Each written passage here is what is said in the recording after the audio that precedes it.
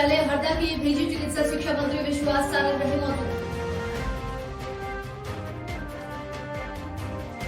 ग्वालियर में जहरीली शराब से 1 घंटे में 4 की मौत, 2 दिन में 20 की हो चुकी है मौत, 20 अभी भी अस्पताल में भर्ती। ग्वालियर में छात्रा ने मनचले के डर से कोचिंग जाना किया बंद, राह चलते हाथ पकड़ने का विरोध किया तो घर के सामने आकर किया सरकरे ने फायर। शहडोल में 2 सगे भाइयों में विवाद, बड़े भाई ने छोटे भाई की डंडा मारकर कर दी हत्या।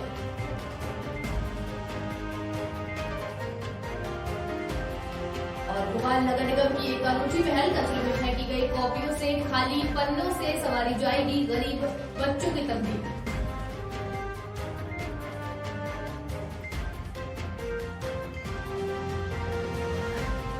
नमस्कार, बहुत स्वागत है आपका संवाद न्यूज में। मैं हूं आपके साथ अंशुल शर्मा। बढ़ते हैं खबरों में आगे।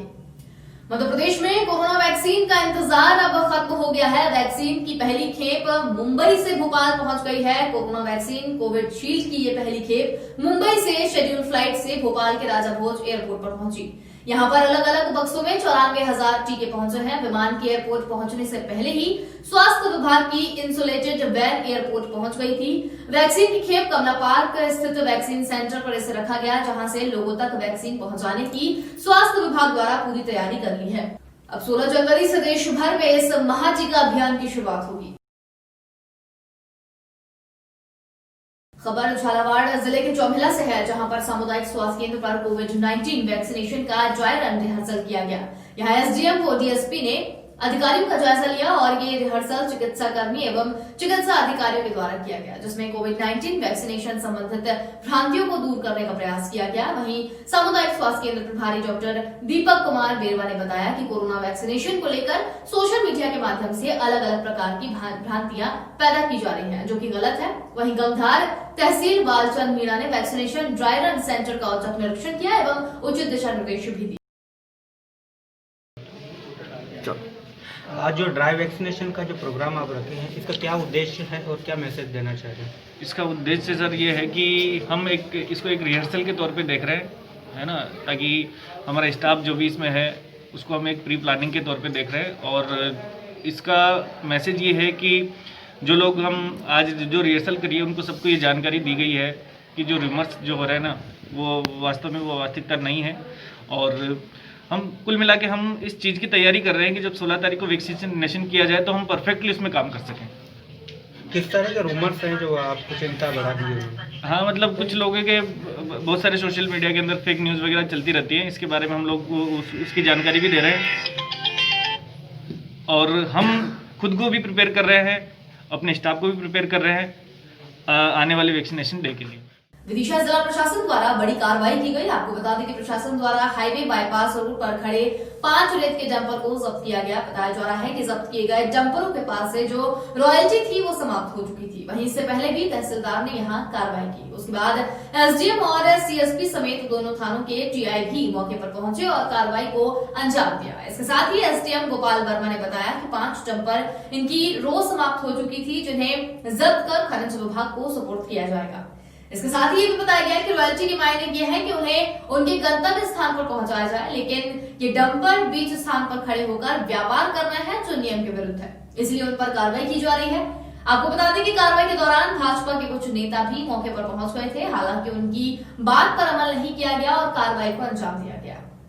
बाईपास है, इस बाईपास पर डंपर खड़े हुए थे और डंपर को जो चेक किया गया हमारे तहसीलदार द्वारा, सरोजनी वंशी मैडम द्वारा, तो उनके पास जो रॉयल्टी थी वो रॉयल्टी उस समय तक विधिक नहीं बची थी, उसका समय समाप्त हो चुका था। और दूसरा उनका जो डेस्टिनेशन था वो कुछ और था, वो यहाँ उसको खड़ा करके और व्यापार करने के लिए कुछ कर रहे थे, तो जो सही नहीं था। उनको अपने डेस्टिनेशन पर पहुँचना चाहिए था।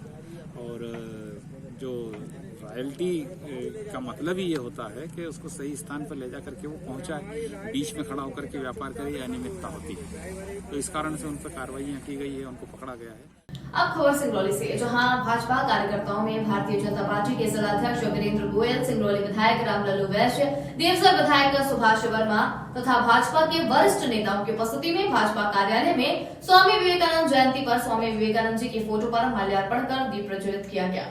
इस कार्यक्रम में स्वामी विवेकानंद जी के जीवनी पर प्रकाश भी डाला गया। कार्यक्रम में सिंगरौली भारतीय जनता पार्टी महिला मोर्चा और भारतीय जनता युवा मोर्चा के सैकड़ों पदाधिकारी उपस्थित रहे।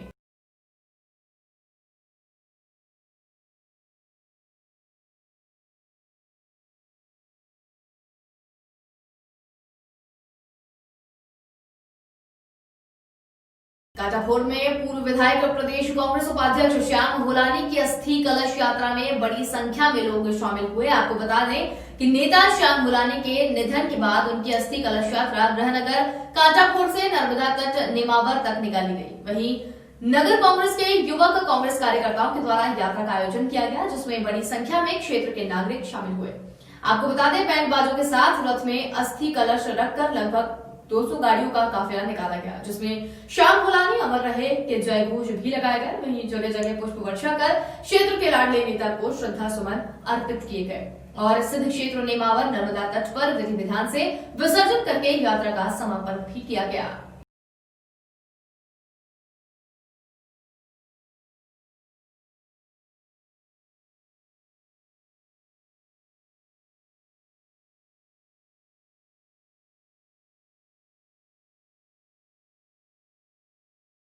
इंदौर के रसूलिया थाना क्षेत्र में हुए सड़क हादसे में 2 लोगों की मौत हो गई है। आपको बता दें कि दोनों लोडिंग वाहन में सवार होकर सब्जी मंडी जा रहे थे, तभी रास्ते में एक पिकअप वाहन ने उनकी गाड़ी को जोरदार टक्कर मार दी, जिससे दोनों बुरी तरीके से घायल हो गए हैं। वहीं उपचार के लिए उन्होंने अस्पताल भेजा गया, लेकिन बचाया नहीं जा सका।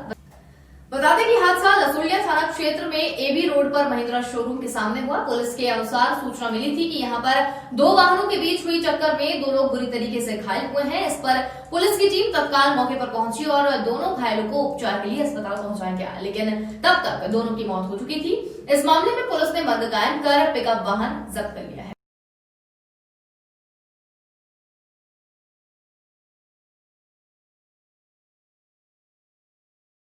आयकर विभाग की इंदौर इन्वेस्टिगेशन विंग ने वेयर हाउसिंग कंपनी जेआरजी के डायरेक्टरों और इस ग्रुप से लेन देन में शामिल अन्य कारोबारियों के घर और दफ्तरों पर छापे मारे। आपको बता दें कि छापा मारने पहुंची टीम की कारों पर 2 दिवसीय महाध्यान शिविर के पोस्टर चस्पा थे। इससे किसी को भी भनक नहीं लगी और आयकर की टीम कार्रवाई के लिए निकली।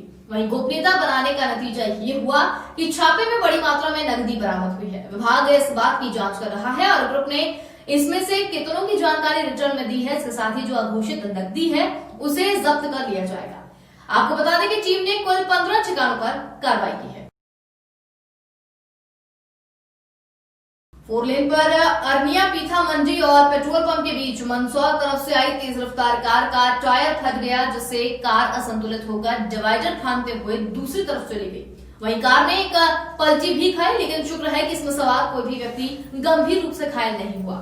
प्रत्यक्षदर्शियों के मुताबिक हल्की चोट थी, इसलिए दूसरा वाहन करके इसमें सवार 5 लोग चले गए। न अस्पताल पहुंचे न थाने सूचना दी गई, इसलिए वो कौन थे ये स्पष्ट नहीं हो पाया। और ये पदार्पण अनूपपुर में स्वीकृत गैस पाइपलाइन का कार्य बरबसपुर पहुंच चुका है। वहीं कुछ ही दिनों में शहर में पदार्पण करेगा और अदानी ग्रुप सारे नियमों को ताक पर रखकर कार्य कर रहा है।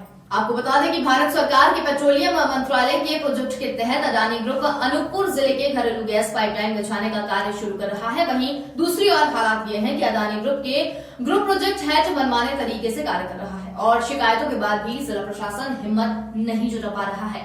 आखिरकार अदानी जैसे प्रोजेक्ट में हाथ डाले तो डाले कैसे, क्योंकि अदानी को कौन नहीं जानता और शायद इसी के चलते प्रशासन की मौन स्वीकृति भी मिली हुई है। लिमिटेड की जो पाइपलाइन पड़ रही है, क्या आपत्ति है आपकी उसमें? ये जो ROW है, ROW के बाहर इनको काम करना है और ये लोग ROW के अंदर काम कर रहे हैं, यही आपत्ति है। क्या होता है ROW? सामान्य भाषा में अगर अपन जनता को बताना चाहें, जनता को ये अगर समझाना चाहें तो उसमें ये कि ये रोड जो है उस रोड पर कोई भी निर्माण काम नहीं होगा। जो ROW होता है हर रोड का अलग अलग होता है, NH का अलग होगा, स्टेट हाईवे का अलग होगा, विलेज रोड का अलग होगा। इस रोड में जहाँ बैठे हैं उसका क्या होता है? सेंटर ये 15 मीटर है। 15 मीटर के बाहर करना है? हाँ 12। अभी ये जो पाइपलाइन डाल रहे हैं वो कितने मीटर पे डाल रहे हैं? ये 7-8 मीटर पे डाल रहे हैं लोग। तो आपने PWD को आपत्ति की है? हमने SDO साहब खुद बुलाया, वो जांच कर रहे हैं अभी। जांच कर रहे हैं और अभी वो उस हिसाब से फिर कार्रवाई करेंगे। पीडब्ल्यूडी ने आपको परमिशन दी है, क्या परमिशन दी है? क्या करना है? परमिशन तो दिया है सर, क्या पाइपलाइन किया? डालने का। कहाँ पे डालने का? ROW से 15 मीटर बाहर। क्या ROW से 15 मीटर है जहाँ आप पाइपलाइन डाल रहे हैं 15 मीटर के बाहर? 15 मीटर में तो एंक्रोचमेंट है सर, हैं? एंक्रोचमेंट है। इंक्रोचमेंट है तो आप रोड पे डाल देंगे? ये तो मैं नहीं, पूछ रहा हूँ। रोड से तो नहीं है। नहीं तो ROW में डाल रहे हैं ना यहाँ चल आप? आप ROW में डाल रहे हैं ना, हम्म, तो ROW में आप काम क्यों कर रहे हैं? नहीं ROW में नहीं कर रहे सर। नहीं कर रहे हैं। ROW से बाहर ही कर सेंटर से 15 मीटर होता है। हम्म, ये अभी आप कितने मीटर पे डाल रहे हैं सेंटर से? अभी हम लोग छत्तीसगढ़ के सरगुजा जिले के अमेरा स्थित धान खरीदी केंद्र ग्राम लहपटरा में धान खरीदी सेंटर में प्रबंधक समेत कर्मचारियों की मिलीभगत से भारी भ्रष्टाचार हो रहा है। आपको बता दें कि केंद्र में 41 किलो 800 ग्राम धान के बोरे तोले जा रहे हैं, जबकि राज्य शासन के अनुसार 40 किलो 600 ग्राम वजन बोरा समेत खरीदी करना है। इसके साथ ही साथ किसानों को बारदाना राइस मिलर्स की टैग लगा हुआ दिया जा रहा है, जो कि पूरी तरीके से असंवैधानिक है। वहीं राज्य शासन द्वारा बारदाना की कमी के कारण पीजीएस की बारदाने की सभी समितियों में धान खरीदी के लिए दिए गए हैं, लेकिन प्रबंधक की मिलीभगत से राइस मिलर्स अपना स्वयं का बारदाना समिति प्रबंधक को दे रहे हैं, जिससे साफ जाहिर होता है कि धान खरीदी केंद्र अमेरा में भारी भ्रष्टाचार का खेल खेला जा रहा है। यहाँ क्या कर रहे हैं आप? हम लोग धान लाए हैं, किसान का सिलाई कर दे रहा हूँ मैं। अच्छा, किसानों को सिलाई कर रहे हैं आप? हाँ, गाड़ी लेके आया हूँ मैं। तो यहाँ तो राइस मिलरों का ये बोरा दिख रहा है।